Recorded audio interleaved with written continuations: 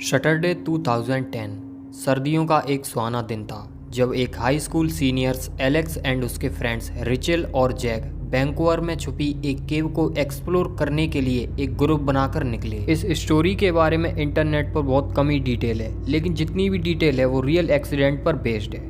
Let's see.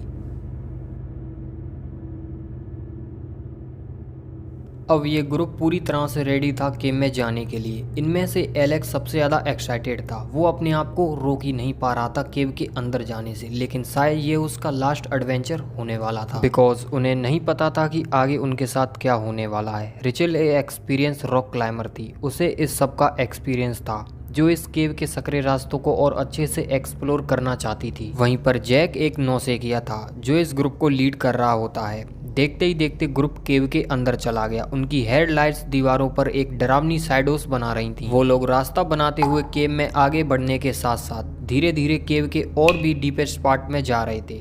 हवा और भी ज़्यादा ठंडी होने लगी थी। पानी के टपकने की आवाज़ लगातार उनके साथ ही थी। वहीं दूसरी ओर अभी भी इस अंधेरी केव में एलेक्स लीडर की तरह अपने ग्रुप को गाइड कर रहा था। तभी वे एक ऐसे एरिया में पहुंचे जो स्विच पेनिट्रेशन के नाम से जाना जाता था। वो एक ढलान थी जो थोड़ा मोर इंटेंस एंगल पर थी, जो ऊपर दो रास्तों पर जाती है। पहला केव से बाहर, जबकि सीधा वाला आगे से बंद और बहुत ज्यादा पतला रास्ता था। एलेक्स ग्रुप को लीड करते हुए वार्निंग देता है कि सभी लोगों को साथ में ही रहना है। वहीं रिचेल को अपनी स्किल्स पर भरोसा था, इसलिए वो सबसे आगे जाने का फैसला करती है और जैक उसके पीछे पीछे चल रहा था। तीनों के कंपेयर में रिचेल की हाइट लगभग 5 फीट 3 इंचेस थी और रिचेल एक स्लिम गर्ल थी। वहीं जैक 5.7 इंच और उसका शरीर ना ज्यादा पतला और ना ज्यादा मोटा था। वहीं एलेक्स 6 फीट लंबा था और उसका वेट 166 पाउंड था। एलेक्स उस सकरे रास्ते में रेंगता हुआ आगे बढ़ ही रहा था कि उसे अपनी चेस्ट पर दबाव सा महसूस हुआ। वह घबराने लगा। वो रास्ता भटक चुका था। वह ऊपर जाने की बजाय आगे बढ़ चुका था। उसने महसूस किया कि उसकी बॉडी बुरी तरह से फंस चुकी है। ना तो वो आगे जा पा रहा है और ना ही पीछे। वहीं रिचेल और जैक इस बात से बेखबर आगे बढ़ते जा रहे थे। वहीं एलेक्स बुरी तरह से चीख रहा था, लेकिन चारों ओर पानी टपकने की आवाज गूंज रही थी और उसके दोस्तों तक शायद उसकी आवाज पहुंच नहीं पा रही। जैसे ही एलेक्स ने कुछ मिनट्स वहां पर बिताए तो उसकी घबराहट डिप्रेशन में बदल गई। एलेक्स सोच रहा था कि उसके फ्रेंड्स को जब पता चलेगा कि एलेक्स मिसिंग है तो वो वापस जरूर आएंगे, लेकिन उसे डर था कि अगर देर हो गई तो क्या हुआ, क्योंकि वहां की हवा धीरे धीरे खराब होती जा रही थी। उसे अपनी छाती में जकड़न और दिल धड़कने की आवाज तेज हो रही। इसी बीच रिचेल और जैक खुली जगह पर पहुंच गए जहाँ पर वो चैन की सांस ले सकते थे। दोनों गुफा की सुंदरता के नजारे देखने में मस्त थे। उनकी हेडलाइट्स क्रिस्टल पर डांस कर रही थी, लेकिन जैसे ही वे बाहर निकलने के लिए मुड़े तो उन्हें एहसास हुआ कि एलेक्स कहाँ है। वो दिखाई नहीं दे रहा है। रिचेल का दिल टूट गया जब उसे एहसास हुआ कि उनका फ्रेंड मिसिंग है। दोनों ने अपने कदम पीछे खींच लिए। वो किसी भी तरह एलेक्स का बस एक सिग्नल चाहते थे। रिचेल आगे, जैक उसके पीछे था। दोनों ही बहुत ज्यादा चिंता में थे। जैसे ही वे उस सकरे रास्ते से नीचे पहुंचे तो उन्हें एलेक्स के लेग्स दिखाई दिए। उसने एलेक्स के लेग्स को पकड़ लिया और उसे खींचने की कोशिश करते हुए एलेक्स को पुकार रही थी कि सब कुछ ठीक हो जाएगा, और वो रोने लगी। जैक छोटे कद का होने के कारण उसके लिए कुछ जगह बनाने की कोशिश करते हुए खुद को उस रास्ते से ढकेल दिया। वह कुछ हद तक सफल हुआ और हेल्प के लिए बाहर चला गया। रिचेल को पता था कि एलेक्स बहुत बुरी हालत में है और हर मिनट के हिसाब से उसे रिचेल बार बार याद दिला रही थी कि हेल्प आ रही है और वो उसे बचा लेंगे। वहीं घबराता हुआ जैक भागते भागते केव के बाहर निकल गया और हेल्प के लिए इमरजेंसी नंबर पर कॉल कर दिया और पूरी सिचुएशन के बारे में बताया। तभी 1 घंटे के अंदर वहां रेस्क्यू टीम पहुंच गई। टीम ने केव को स्कैन किया और तुरंत ही पूरी सिचुएशन को समझ लिया। उन्होंने एलेक्स को निकालने का काम स्टार्ट कर दिया। इन सकरे रास्तों में जैसे जैसे मिनट बीत रहे थे एलेक्स की हालत और भी ज्यादा खराब हो रही थी। उसकी बॉडी काम नहीं कर रही थी और उसका दिमाग डर से घिर गया था, लेकिन रिचेल के वहां होने से उसे काफी हेल्प मिल रही थी। आखिरकार अंत में बहुत मेहनत के बाद रेस्क्यू टीम ने एलेक्स को फाइनली बचा ही लिया।